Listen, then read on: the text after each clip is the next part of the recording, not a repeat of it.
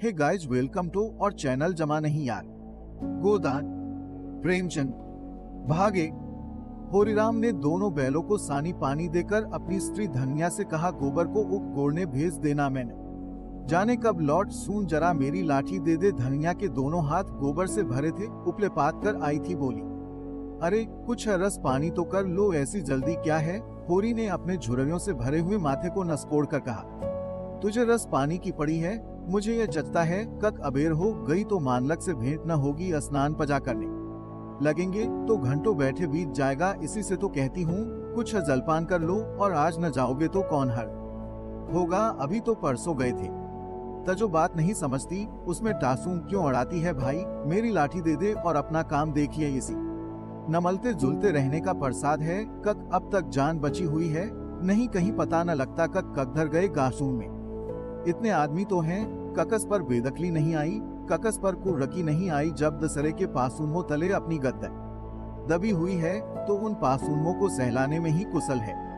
धन्या इतनी व्यवहार कुशल न थी, उसका नवचार था, कक हमने जमींदार के खेत जोते हैं तो वह अपना लगान ही तो लेगा, उसकी खुशामद क्यों करें, उसके तलवे क्यों सहलाए सून। यद्यनप अपने नववानहत जीवन के इन 20 वर्षों में उसे अच्छी तरह अनुभव हो गया था, कक चाहे ककतनी ही कतर ब्योत करो, ककतना ही पेट तन काटो, चाहे एक एक कौड़ी को दासुन से पकड़ो, मगर लगान का बेबाक होना मुनक्कल है। फिर भी वह हार न मानती थी, और इस नवशय पर स्त्री पुरुष में आए कदन संग्राम नचड़ा रहता था। उसकी 6 संतानों में अब केवल 3 जजदा हैं। एक लड़का गोबर कोई 16 साल का, और 2 लड़कियां सोना और रूपा 12 और 8 साल की। 3 लड़के बचपन ही में मर गए। उसका मन आज भी कहता था, अगर उनकी दवा दवाई होती तो वे बच जाते, पर वह एक धेले की दवा भी न मुंगवा सकी थी। उसकी ही उम्र अभी क्या थी, 36 ही साल तो था, पर सारे बाल पक गए थे, चेहरे पर झुर्रियासून पड़ गई थी, सारी देर ढल गई थी। वह सुंदर गेव सुनासून रंग सूंघ गया था और आंसुओं से भी कम सझने लगा था। पेट की चचता ही के कारण तो कभी तो जीवन का सुख न नमलाए। नचरस्थायी जीर्णावस्था ने उसके आत्मसम्मान को उदासीनता का रूप दे कदिया था। नजस गृहस्थी में पेट की रोट्यासून भी न नमले, उसके नले इतनी खुशामद क्यों। इस पटरनसनत से उसका मन बराबर नवरोह का क्या करता था, और 2-4 घुड़क्यासून खा लेने पर ही उसे यथार्थत का ज्ञान होता था। उसने परास्त होकर होरी की लाठी, नवरजी, जते, पगड़ी और तमाक का बटवा लाकर सामने पटक कर दे। होरी ने उसकी ओर आंसुखें तरेर कर कहा, क्या ससुराल जाना है, जो पासुंचो पोशाक लाई है। ससुराल में भी तो कोई जवान साली सलहज नहीं बैठी है, नद से जाकर कदखाउसून पूर्ण विराम। होरी के गहरे सासूंगले नपचके हुए चेहरे पर मुस्कुराहट की मृदुता झलक पड़ी। धन्या ने लजाते हुए कहा, ऐसे कि बड़े सजीले जवान हो, कक साली सलहजे, तुम्हें देखकर रीझ जाए सूंगी। होरी ने सिटी हुई नवरजी को बड़ी सावधानी से तय करके खाट पर रखते हुए कहा, तो क्या तो समझती है, मैं बढ़ा हो गया, अभी तो 40 भी नहीं हुए, मदद 60 पर पाठे होते हैं। जाकर शीशे में मुसुन देखो, तुम जैसे मदद 60 पर पाठे नहीं होते। दधगी अंजन लगाने तक को तो नमलता नहीं, पाठे होंगे। तुम्हारी दशा देख देख कर तो मैं और भी सखी जाती हूँ। कक भगवान ये बुढ़ापा कैसे कटेगा। ककस के द्वार पर भीख मासूंगेंगे। होरी की वह क्षणक मृदुता यथार्थत की इस आसूंच में झुलस गई लकड़ी संभलता हुआ बोला, 60 तक पहुँचने की नौबत न आने पाएगी धन्या, इसके पहले ही चल देंगे। धन्या ने नतरस्कार ककिया, अच्छा रहने दो, मत अशुभ मुसुन से ननकालो, तुमसे कोई अच्छी बात भी कहे तो लगते हो कोसने। होरी कंधों पर लाठी रखकर घर से ननकला तो धन्या द्वार पर खड़ी उसे देर तक देखती रही। उसके ननराशा भरे शब्दों ने धन्या के चोट खाए हुए हृदय में आतंक में कनपनसा डाल कदिया था। वह जैसे अपने नारीत्व के संपन्नत तप और व्रत से अपने पनत को अभय दान दे रही थी। उसके अंतकरण से जैसे आशीर्वाद होता, वह ऐसा ननकल कर होरी को अपने अंदर नचपाए लेता था। नवपन्नता के इस अथाह सागर में सुहाग ही वह तृण था। नद से पकड़े हुए वह सागर को पार कर रही थी। इन असंगत शब्दों ने यथार्थत के ननकट होने पर भी मानो झटका देकर उसके हाथ से वह नतनके का सहारा छीन लेना चाहा। बनल की यथार्थत के ननकट होने के कारण ही उनमें इतनी वेदना शनि आ गई थी। काना कहने से काने को जो दुख होता है, वह क्या 2 आंसुओं वाले आदमी को हो सकता है। होरी कदम बढ़ाए चला जाता था। पगडंडी के दोनों और ऊख के पौधों की लहराती हुई हटराली देखकर उसने मन में कहा भगवान कहीं गौ से बरखा कर दे और डासूंडी भी सुभीते से रहे तो एक गाय जरूर लेगा देसी गाय सू। तो न दधदे न उनके बछवे ही कक्सी काम के हों, बहुत हुआ तो तेली के कोल में चले नहीं वो पछाइन गाय। लेगा उसकी खबर सेवा करेगा कुछ नहीं तो 4 पासों शेर दधा होगा, गोबर दधा के नले तरस तरस रह जाता है। इस उम्र में न खाया न पिया तो फिर कब खाएगा, साल भर भी दधा पी ले तो देखने लायक हो जाए बछवे भी अच्छे बैल न निकलेंगे, 200 से कम की गोई न होगी, फिर गौ से ही तो द्वार की शोभा है, सवेरे सवेरे गौ की 10 दिन हो जायूं तो क्या कहना, न जाने कब ये 7 परी होगी, कब वह शुभ कदन आएगा।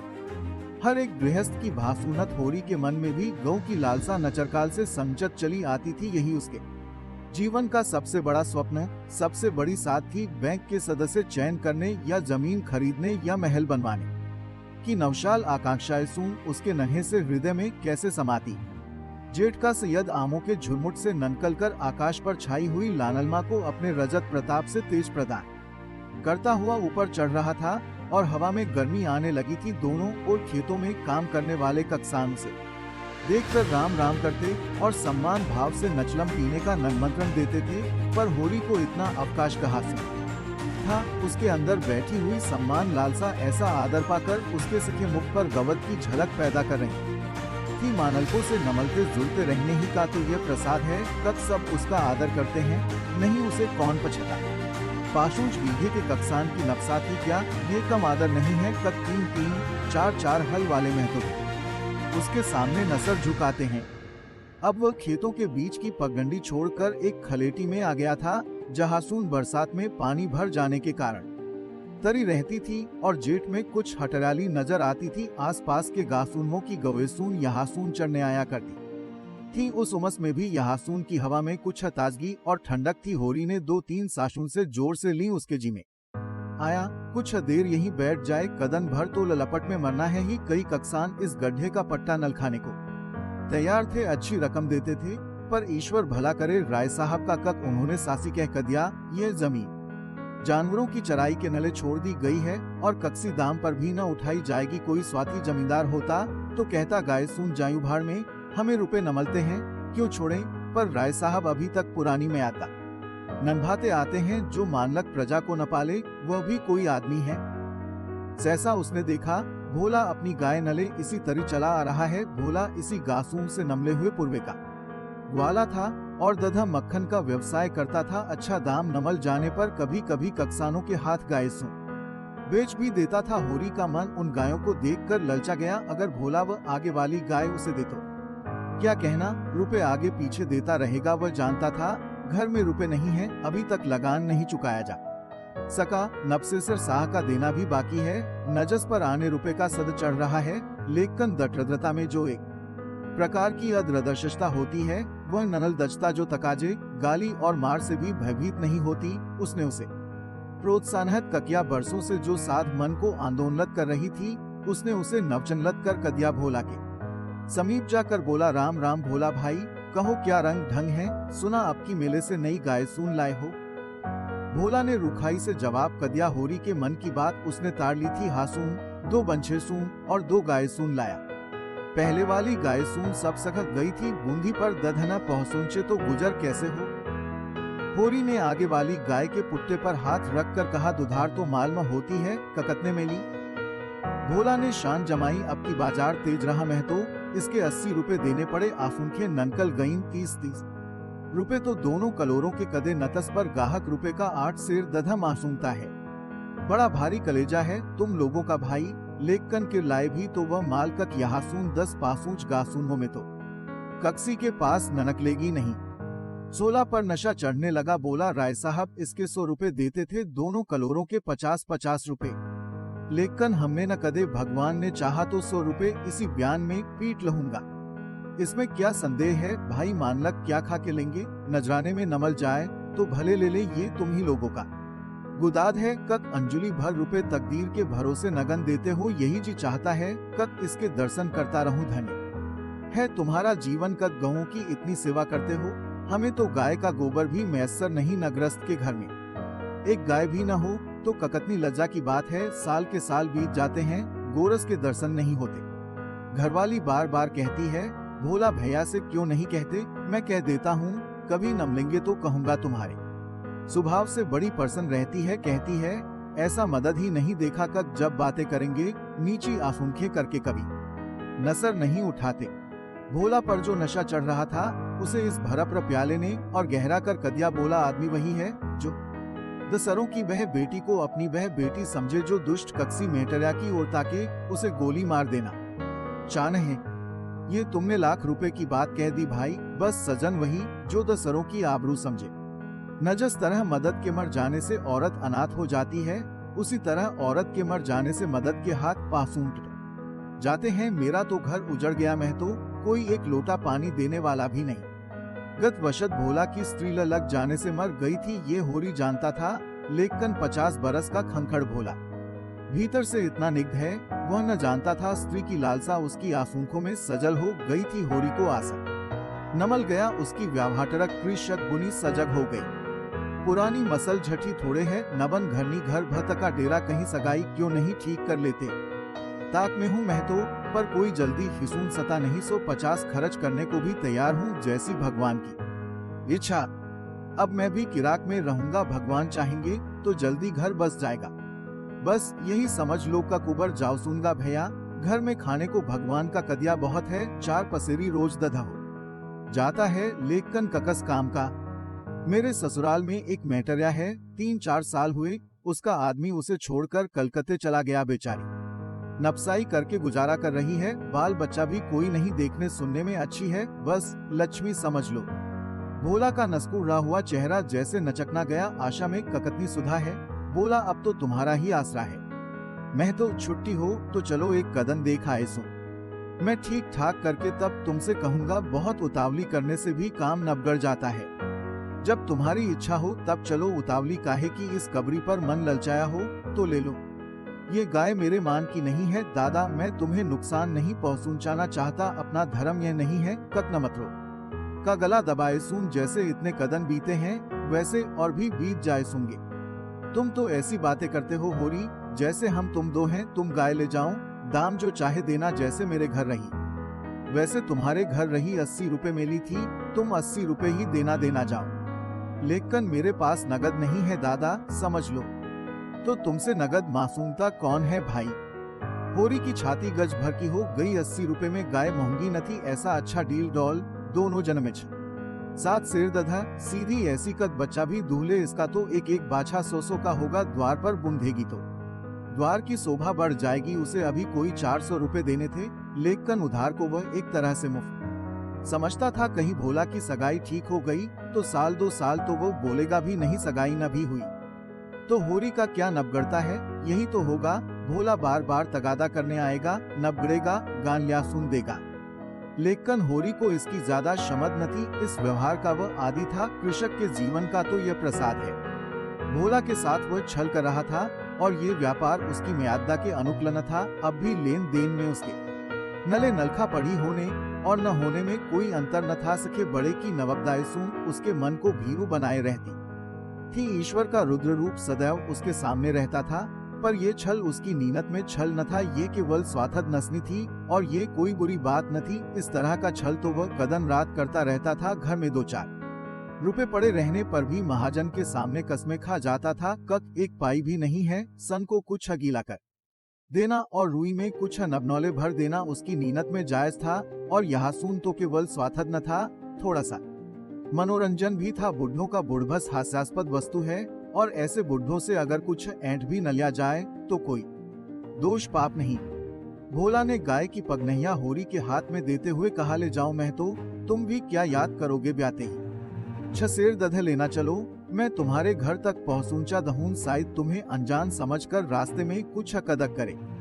अब तुमसे सच कहता हूँ, मानलक 90 रुपए देते थे, पर उनके यहासून गौसेन की क्या कदर मुझसे लेकर कक्सी हाकम हुक्काम को दे देते। हाकमों को गौ की सेवा से मतलब, वह तो खनज सना भर जानते हैं। जब तक ददा देती रखते, फिर कक्सी के हाथ बेच देते, ककस के पल्ले पड़ती। कौन जाने, रुपया ही सब कुछ नहीं है भैया, कुछ है अपना धर्म भी तो है। तुम्हारे घर आराम से रहेगी तो ये न होगा कक तुम आप खा कर सो रहो और गऊ भकी खड़ी रहे उसकी सेवा करोगे। प्यार करोगे, चुमकारोगे, गऊ हमें आशीर्वाद देगी, तुमसे क्या कहूँ भैया। घर में चंगुल भर भी भसा नहीं रहा, रुपए सब बाजार में ननकल गए। सोचा था महाजन से कुछ लेकर भसा ले लेंगे, लेकिन महाजन का पहला ही नहीं चुका, उसने इनकार कर दिया। इतने जानवरों को क्या नखलाए सूं, यही चचता मारे डालती है, चुटकी चुटकी भर नखलाओ सूं तो मन भर रोज का खर्च है, भगवान ही पार लगाए सूं तो लगे। होरी ने सहानुभूति के स्वर में कहा, तुमने हमसे पहले क्यों नहीं कहा, हमने एक गाड़ी भसा बेच कर दिया। भोला ने माथा ठोक कर कहा, इसलिए नहीं कहा भैया, कब सबसे अपना दुख क्यों रोसूं, बासूं का कोई नहीं। पूछते सब हैं जो गाय सून से गई हैं, उनका गम नहीं, पति सती नखला कर नजला लहूंगा, लेकिन अब यह तो रान तक नबना नहीं रह सकती, हो सके तो 10-20 रुपए भसे के नले दे दो। कक्सान पक्का स्वाति होता है, इसमें संदेह नहीं, उसकी गासून से तरश्वत के पैसे बड़ी मुनक्कल से ननकलते हैं। भाव ताव में भी वह चौकस होता है, ब्याज की एक एक पाई छुड़ाने के नले वह महाजन की घंटों नचरौरी करता है। जब तक पक्का नवश्वास न हो जाए वह कक्सी के विसु सलाने में नहीं आता, लेकिन उसका संपन्नत जीवन प्रकृति से स्थायी सहयोग है। वृक्षों में सिल लगते हैं, उन्हें जनता खाती है, खेती में अनाज होता है, वह संसार के काम आता है। गाय के थन में दध होता है, वो खुद पीने नहीं जाती, दसरे ही पीते हैं। मेघों से वशाद होती है, उससे पृथ्वी तृप्त होती है। ऐसी संगत में कुनत्सत स्वाथत के नले कहासून था। होरी कक्सान था और कक्सी के जलते हुए घर में हाथ सेंकना उसने सीखा ही न था। भोला की संकट कथा सुनते ही उसकी मनोवृत्ति बदल गई। पगनैया को भोला के हाथ में लौटाता हुआ बोला, रुपए तो दादा मेरे पास नहीं है, हासून थोड़ा सा भसा बचा है, वो तुम्हें दूंगा, चलकर उठवा लो भसे के नले तो। गाय बेचोगे और मैं लहूंगा, मेरे हाथ न कट जाए सुनगे।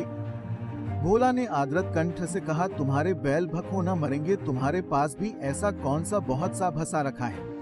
नहीं दादा, अब की भसा अच्छा हो गया था, मैंने तुमसे नाहक भसे की चचात की, तुम न कहते और पीछे से मुझे मालूम होता तो मुझे बड़ा रंज होता। कब तुमने मुझे इतना गैर समझ न लिया। अवसर पड़ने पर भाई की मदद भाई न करे तो काम कैसे चले। मुदा ये गाय तो लेते जाओ। अभी नहीं दादा, किर ले लूंगा तो भसे के दाम दध में कटवा लेना। होरी ने दो नखत स्वर में कहा, दाम कोड़ी की इसमें कौन बात है दादा, मैं 1-2 जना तुम्हारे घर खा लहूं तो तुम मुझसे दाम मासून गोगे, लेकिन तुम्हारे बैल भखो मरेंगे कक नहीं।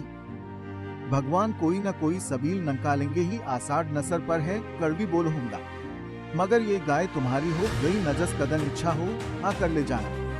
कक्सी भाई का नल्लाम पर चढ़ा हुआ बैल लेने में जो पाप है वह इस समय तुम्हारी गाय लेने में है। होरी में बाल की खाल निकालने की शनि होती तो वो खुशी से गाय लेकर घर की राह लेता। भोला जब न रुपए नहीं मासूमता तो स्पष्ट था कक वह भसे के नले गाय नहीं बेच रहा है, बनल किसका कुछ और आशय है। लेकिन जैसे पत्तों के खड़कने पर घोड़ा अकारण ही कटकर जाता है और मारने पर भी आगे कदम नहीं उठाता, वही दशा होरी की थी। संकट की चीज लेना पाप है, ये बात जम जन्मांतरों से उसकी आत्मा का अंश बन गई थी।